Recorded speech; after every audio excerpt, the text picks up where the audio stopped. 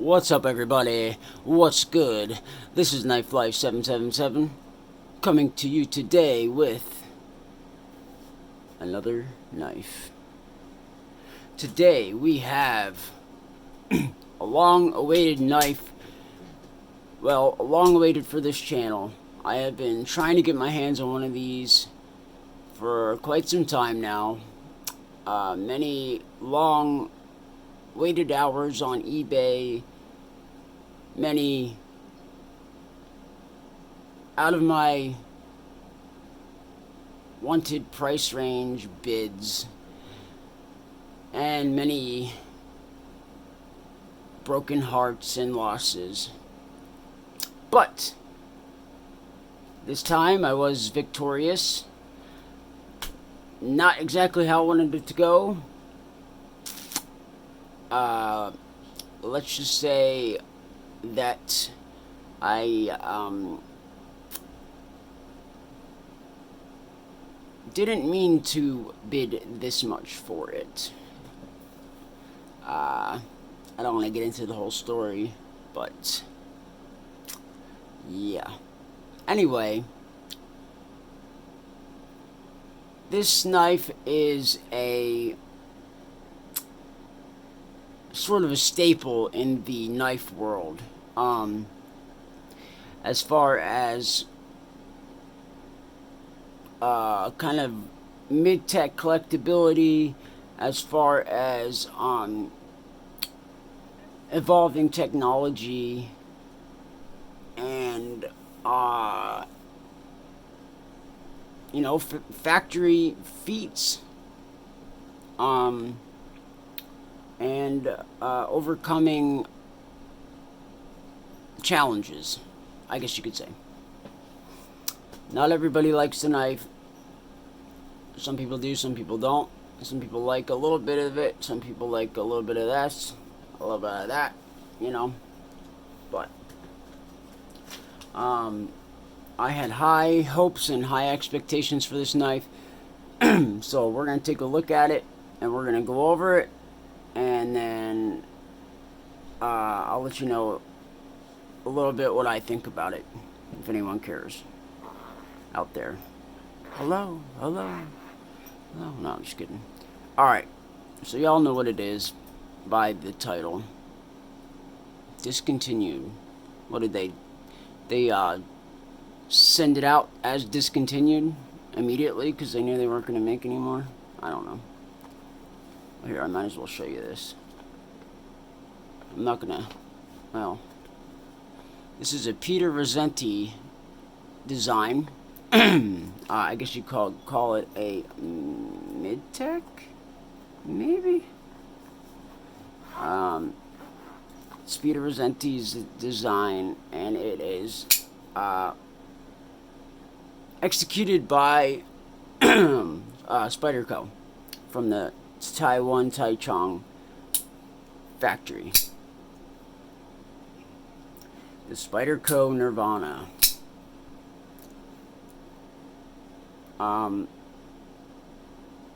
I have wanted this knife. I know I already said that, but I mean, just by looking at this knife, I just automatically thought I knew what it was, and I thought I knew how it was going to perform and how everything was going to be, and I wanted it, and I really, really, really wanted it. So it wasn't exactly what I expected. So let's take some look at some specs, and then we'll see just what it was that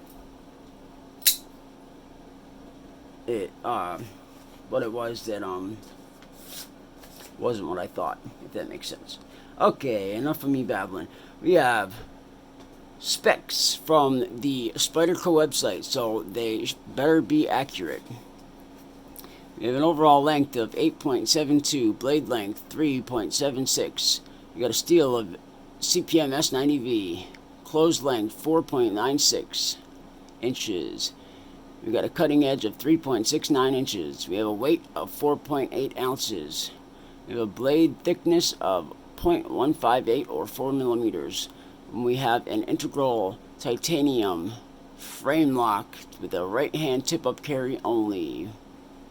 Boom. Saber ground blade. So let's might as well get my own weight on it just in case. If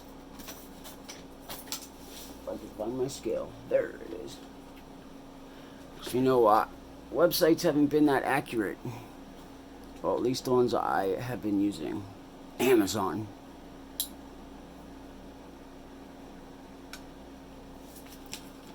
.84. Yep, 4.8 ounces. Where are we at? Where's the weight? Okay, 4.8. Let's try it one more time. 4.83. Pretty close to me.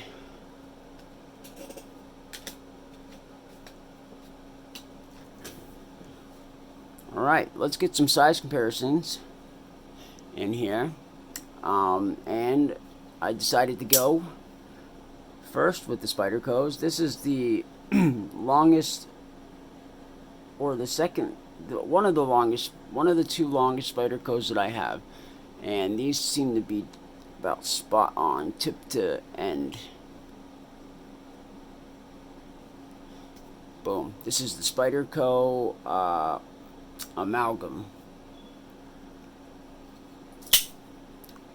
Here we have the Spyderco Shaman.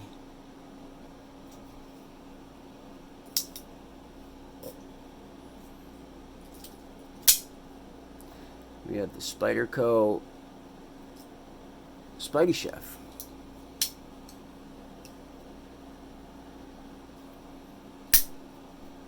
Spyderco Autonomy 2. Sheesh.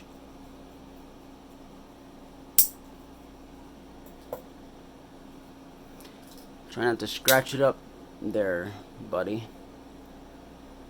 And last but not least, the Spyderco Endura, which is my other longest Spyderco. Yeah, pretty much spot on.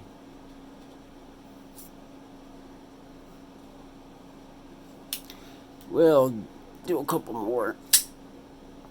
Here is the Chris Reeve Sabenza with the Nkosi blade.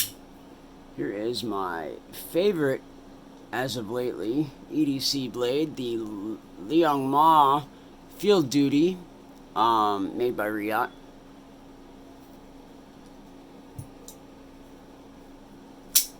Here's the Hindi XM18. This thing is freaking huge too. And last of all, but certainly not least, this is the ZT0550, also a Hinder design, Hinder ZT collab.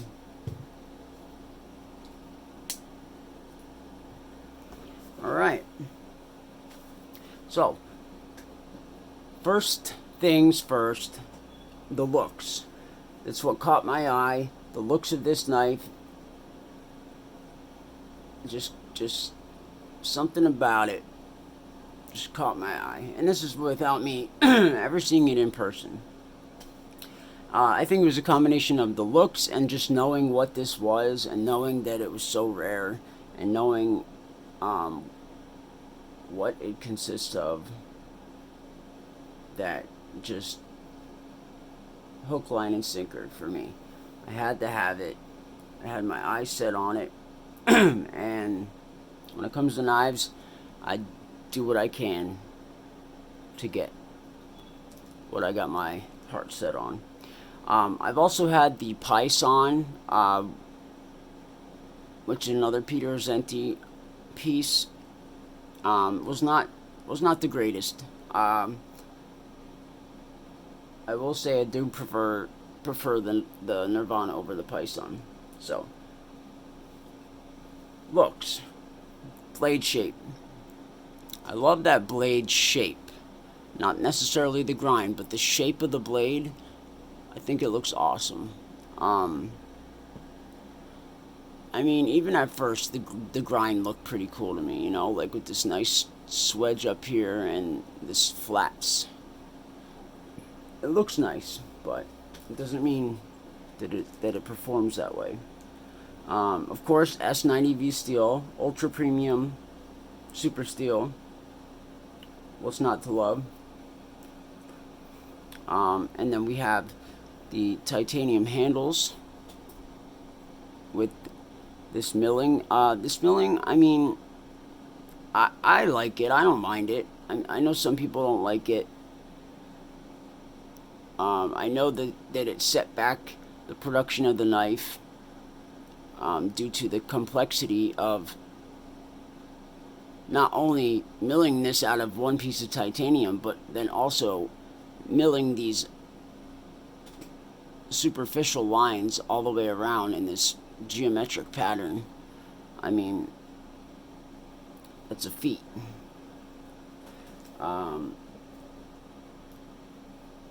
But Taichung, Taiwan plant came through.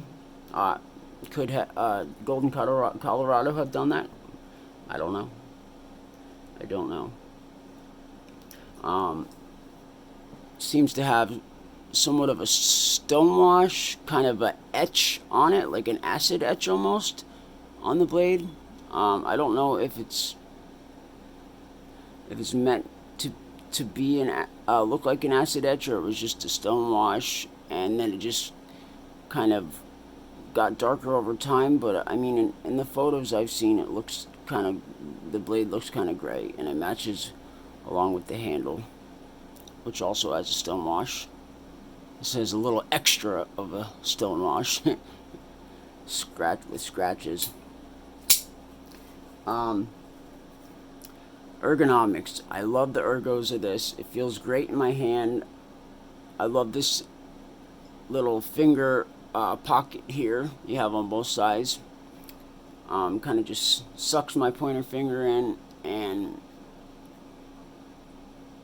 the thinness of the handle, it just fits my hands, and it's a big knife. I got big hands, so it fits well. The jimping is, I would say, perfect. It's not, they're not too sharp, but they are aggressive, and they kind of grip your finger in, grip the meat of your fingers, and this is the kind of type of jimping that I like. I'd say good job on that. The jimping on the titanium, it's good for when you're holding the knife like this. It kind of grips your palm here, but for a reverse grip, not so good, because to hold it like this is uncomfortable. It's uncomfortable, and even for me with big hands, reverse grip like this, you're not really touching the back jimping. So I believe it's mainly for holding it in a regular grip like this. Next, the blade grind.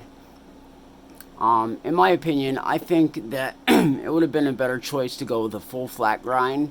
I know Spyderco does a lot of full flat grinds, but I feel like it would have really brought out the potential of this blade to be a super aggressive slicer. Either that or a hollow grind with maybe a higher flat, like not so much flats. Maybe move it up a little more. I know that the hole is there, but I mean, you still could have a hole with, like, at the very edge of the hollow grind, if you know what I'm saying, like the edge going into the hole. I feel like that would have been a better choice than the than this style of grind. Excuse me, guys. I know saber grind is basically a short, full or a short flat grind with bigger flats. So, but I mean, a full flat grind, definitely.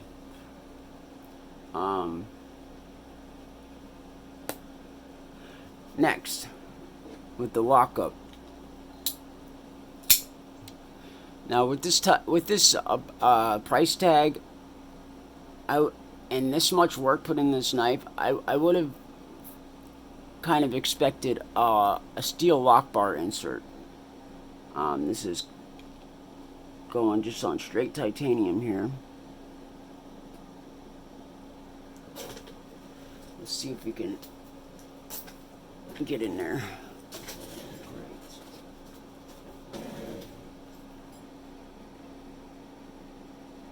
We got a detent ball, and is there an over travel stop? No. So no lock bar insert, no over travel stop. And there's some milling in the back. Yeah. Not much. I mean, it is a thin handle, so. But yeah, no lock bar insert. That's another one of my kind of gripes. Yeah. Next, the pivot screw. It could have been better. I mean, it could have been something decorative, you know. But I mean, just that plain satin screw. I feel like for this price, $400. Maybe you could have done something a little better. Even maybe you know, acid washed the screw or made it a black screw. I mean, there's no contrast here really, because it's just satin and then everything is kind of a gray tone. I mean, you have the lines in the titanium, but still, I mean, I think it could have been done a little bit better. So next, pocket clip. Really, I mean, again, with this price tag, I would have thought that maybe you could have done a deep carry pocket clip, or even at the very least a titanium clip. This is not titanium.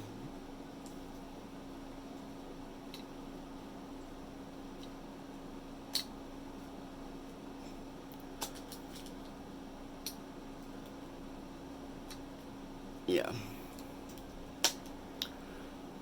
I mean, the Spyderco Caribbean has a titanium clip. I know it's supposed to be waterproof, but I mean, still, they could have done it for this at least. Very plain pocket clip. I felt like that could have been, at the very least, they could have done a little bit better pocket clip. Maybe a milled clip or something. So, yeah.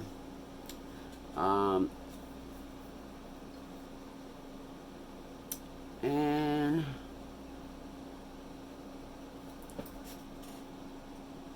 I think that's pretty much it, guys. Oh, yeah. What I did, I expected this knife to be kind of like a super smooth drop shutty action, but not really. I mean, the weight of the blade kind of pulls it down if you give it a couple nods in the right direction. But I was thinking that this was gonna be like full send, full drop shut, you know, like that, you know, or at least like this. So that was my thought before getting this knife in my hand. And from I don't know if I'm assuming that they cut out like a little divot on each side of the blade to set the bearings in, and I really hope that the bearings aren't just grinding against the raw titanium. It kind of feels like that's what's happening, and it just feels like that the hardness of the ball bearings is kind of like like kind of grinding into the softer titanium, and it's causing the action to be less than optimal.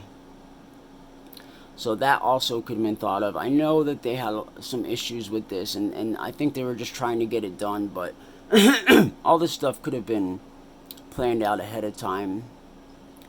But I mean, it could have been such a better knife if it just had a couple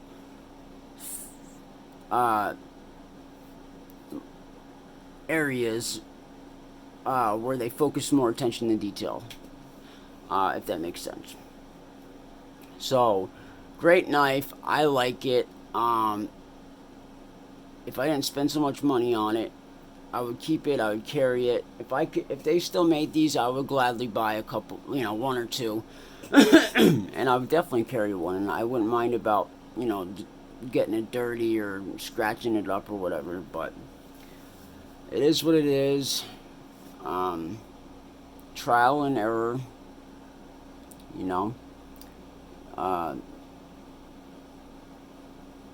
Now integral knives have progressed in technology, so things are, I guess, a little easier nowadays, or a little more prepared ahead of time. But like I said, this is a staple in the knife community, in the knife industry, and it will always be remembered in my eyes and a lot of others. That's pretty much all I have for you guys. I appreciate you watching my channel. Please give a thumbs up or thumbs down, whatever you like. I really appreciate it. I got a lot more knives coming, so stay tuned. I got something coming in today. I'm going to do an unboxing, so hopefully you guys check that out. If you guys have any suggestions, leave it in the comments. I'll try to get whatever you guys want to see. I hope you guys have a wonderful rest of your day and rest of your week. I will see y'all soon. Peace.